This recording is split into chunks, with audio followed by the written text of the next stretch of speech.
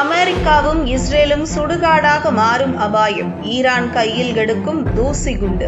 அணுகுண்டை விட பயங்கரமான ஆயுதம். எங்கள் தலைவரை தொட்டு விட்டீர்கள், இனி உங்கள் நகரங்களில் நிம்மதி இருக்காது. இது ஈரானின் புரட்சிகர பாதுகாப்பு படையிடமிருந்து கசிந்திருக்கும் ரகசிய எச்சரிக்கை. கமேனியின் மறைவுக்கு பிறகு ஈரான் தனது கடைசி ஆயுதத்தை கையில் எடுக்கப் போவதாக சர்வதேச உளவுத்துறைகள் அலறுகின்றன.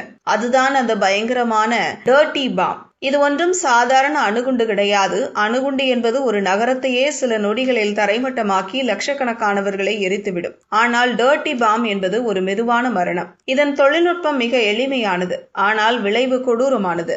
சாதாரண வெடிமருந்துகளுடன் கதிரியக்க பொருட்களை சேர்த்து இந்த குண்டு தயாரிக்கப்படுகிறது. இந்த குண்டு வெடிக்கும் போது பெரிய கட்டிடங்கள் இடியாது, ஆனால் கண்ணுக்கு தெரியாத ரேடியோ ஆக்டிவேட் டஸ்ட் எனப்படும் கதிரியக்க துகள்கள் காற்றில் பல கிலோமீட்டர் தூரத்திற்கு பரவும். அதை சுவாசிக்கும் மக்கள் புற்றுநோய் முதல் மரபணு பாதிப்பு வரை பல்வேறு நோய்களுக்கு ஆளாகி மெல்ல மெல்ல மடிவார்கள். அந்த பகுதி பல தசாப்தங்களுக்கு மனிதர்கள் வாழ தகுதியற்ற பேய் நகரமாக மாறிவிடும். ஈரானின் முக்கிய அணுசக்தி மையங்கள் அமெரிக்க தாக்குதலில் சேதமடைந்திருக்கலாம். முழுமையான அணு ஆயுதத்தை ஏவும் வசதி இப்போது ஈரானிடம் இல்லை என்றாலும் மருத்துவமனைகள் மற்றும் ஆய்வகங்களில் உள்ள கதிரியக்க கழிவுகளை வைத்து இந்த டர்ட்டி பாம்களை மிக எளிதாக உருவாக்க முடியும். அமெரிக்கா மற்றும் இஸ்ரேலின் முக்கிய நகரங்களான வாஷிங்டன் அல்லது டெல் அவீவ் நகரின் மைய பகுதியில் ஒரு சிறிய டர்ட்டி பாம் வெடித்தால் கூட அந்த பொருளாதார மையங்கள் அடுத்த 50 ஆண்டுகளுக்கு முடக்கப்படும். இதனால் தான் ஈரானை வம்பிழுத்து விட்டோமே என டொனால்டு டிரம்பும்